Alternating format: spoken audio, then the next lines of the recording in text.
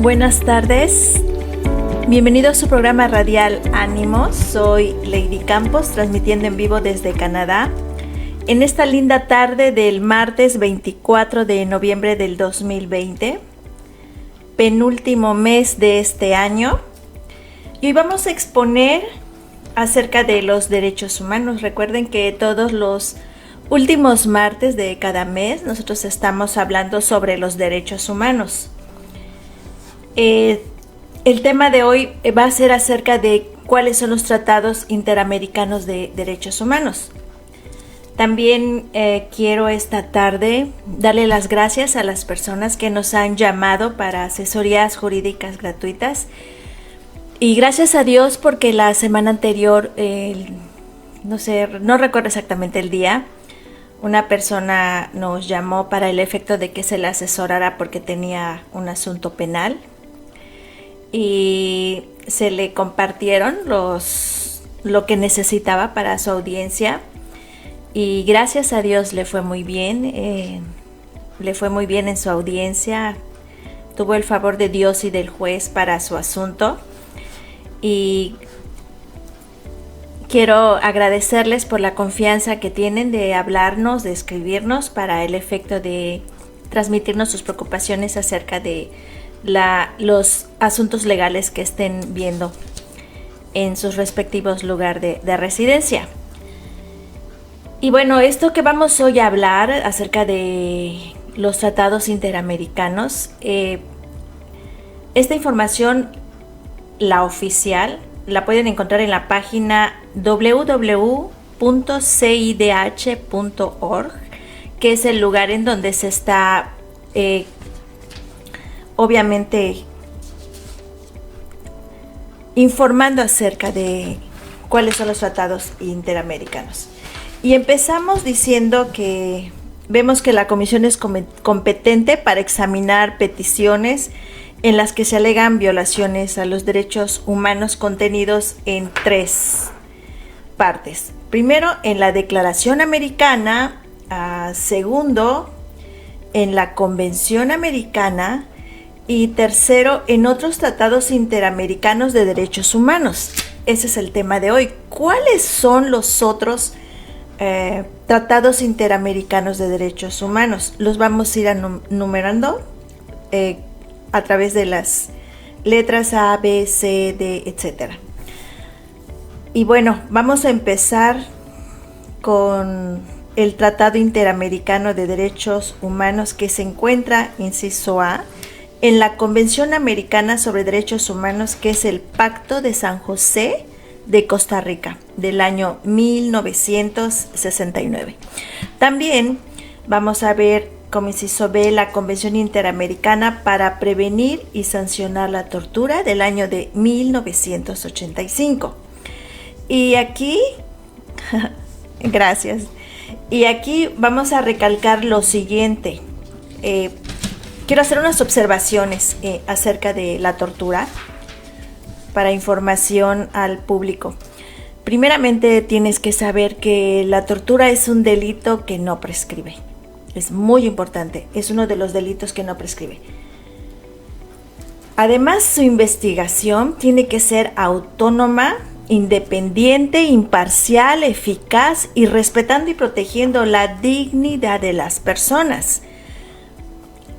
También tienen que ser respetados su edad, su género, su etnia, su incapacidad, etc. Se debe respetar su privacidad independientemente si están sujetos a un proceso penal. Además, el agente investigador del caso de tortura debe ser distinto del que investiga a los delitos imputados a la víctima de tortura. Esto es muy importante. No puede ser el mismo agente investigador. En el caso donde no conste quiénes fueron los autores, porque en la práctica los que cometen el delito de tortura siempre usan máscaras, siempre se cubren, supuestamente entre comillas, para guardar su identidad. Entonces, la ley nos dice que en el caso donde no conste quiénes fueron los autores, porque ocultaron su rostro, además de esto se suma a que los que cometen este delito son varios. Casi siempre las personas que cometen el delito de tortura lo hacen entre varios, casi nunca lo hacen solos. En este caso, la autoridad debe asegurarse y acreditar cada participación, así como la responsabilidad de cada uno, conforme a su jerarquía como ejecutor del delito. Y también cómo es la comisión por omisión. Cuando sus superiores jerárquicos que conozcan del delito no lo denuncien o lo ordenan.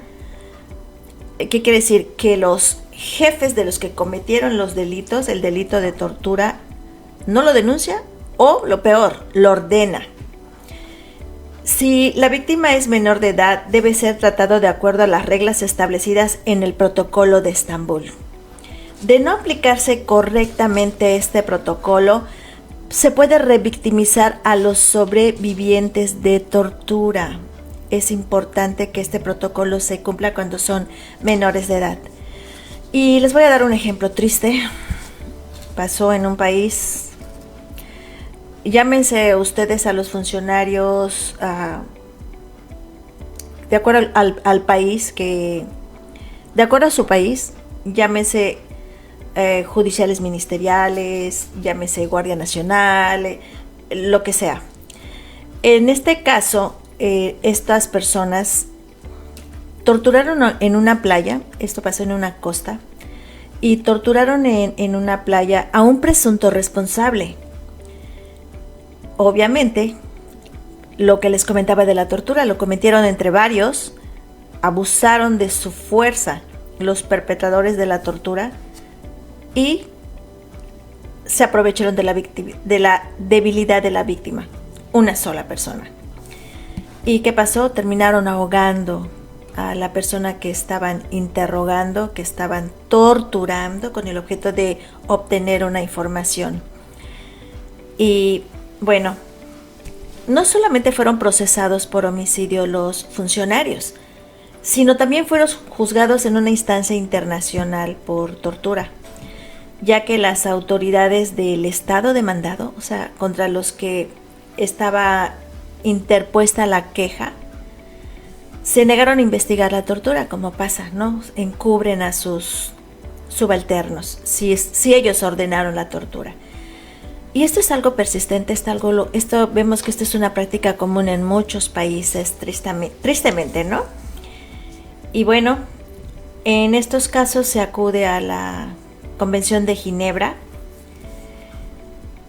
Los familiares tenían esa opción y la Convención contra la tortura y otros tratos o penas crueles, inhumanos o degradantes nos dicen el término de la palabra tortura. ¿Qué es la tortura?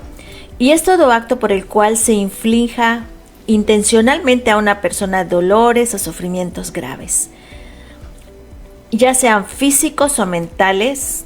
Cuando hablo de mentales es la conocida tortura blanca, entre comillas, la que no deja huellas, con el fin de obtener de ella o de un tercero información o una confesión, de castigarla por un acto que haya cometido o se sospeche que ha cometido, o de intimidar o coaccionar a esa persona o a otras por cualquier razón basada en cualquier tipo de discriminación, cuando dichos dolores o sufrimientos sean infligidos por un funcionario público u otra persona en el ejercicio de funciones públicas, a instigación suya o con su consentimiento. Retomando cuáles son los tratados interamericanos de derechos humanos, vamos a continuar con el que sigue, y es el protocolo adicional en materia de derechos económicos, sociales y culturales, también conocido como el Protocolo de San Salvador del año 1988. También tenemos el protocolo a la Convención Americana sobre Derechos Humanos relativo a la abolición de la pena de muerte de 1990. Este es otro tratado interamericano de derechos humanos. Y como consecuencia también vamos a tener la Convención Interamericana para prevenir, sancionar y erradicar la violencia contra la mujer, que es la Convención de Belém do Pará, de 1994.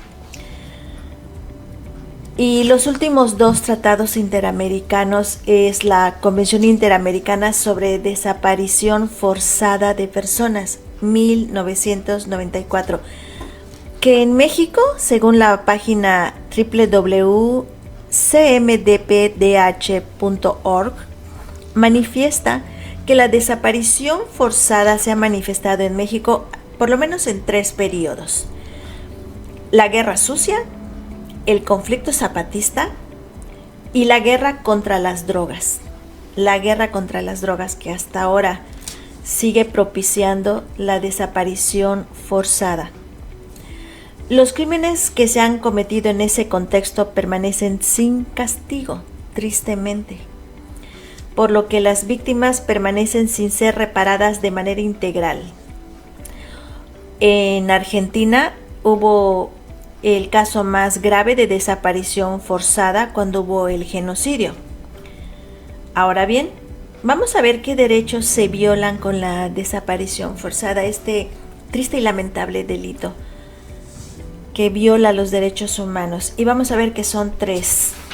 Primero, el derecho al reconocimiento a la personalidad jurídica. Segundo, el derecho a la libertad y seguridad de la persona.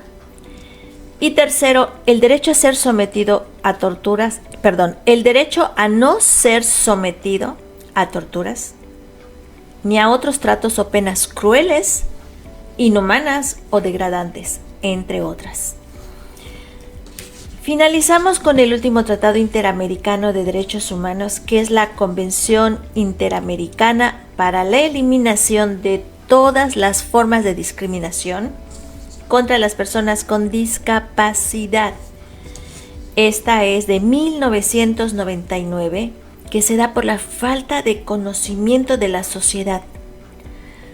Por eso es importante que nos mantengamos informados, por eso es importante que los que podemos compartir los conocimientos acerca de esta necesidad que tiene el ser humano de poder conocer la ley para poder ejercitar sus derechos, que podamos compartirlos a través de las redes, que sea accesible para todo tipo de gente, porque hay mucha necesidad, la gente tiene mucha necesidad de saber cuáles son sus derechos humanos y cómo puede exigir el cumplimiento de estos. Regresando al tema, los discapacitados pueden gozar de sus derechos. Vean cuántos derechos tienen los discapacitados, porque la ley es muy clara, no hace discriminación. Tienen derecho a la salud, tienen derecho al trabajo, a la educación, a la vivienda, al transporte, a las comunicaciones accesibles, a la justicia, a la cultura, al turismo, a tener una vida plena. Los discapacitados tienen el derecho a tener una vida plena. Y esta información la pueden encontrar, entre otras páginas, en www.oas.org. Esa es la página web que te puede informar más acerca si tú tienes algún familiar o alguna víctima con discapacidad. En esta página te pueden asesorar y te pueden guiar cómo puedes ejercitar para que se respeten los derechos humanos acerca de tu disabilidad. Y quiero compartirles que en los países desarrollados, los discapacitados en especial, los que usan sillas de ruedas, los autobuses están diseñados de tal forma que ayudan a que se pueda transportar con seguridad el discapacitado en el autobús. Y no crean que son autobuses especiales, son los mismos autobuses que usa cualquier persona, nada más que estos están diseñados de tal forma que tienen una rampa que cuando el autobús hace el alto, el stop, para que pueda subir la persona con disabilidad, cuando abre las puertas inmediatamente se baja una rampa que permite que el deshabilitado pueda subir al autobús solo, o sea, no necesita ayuda.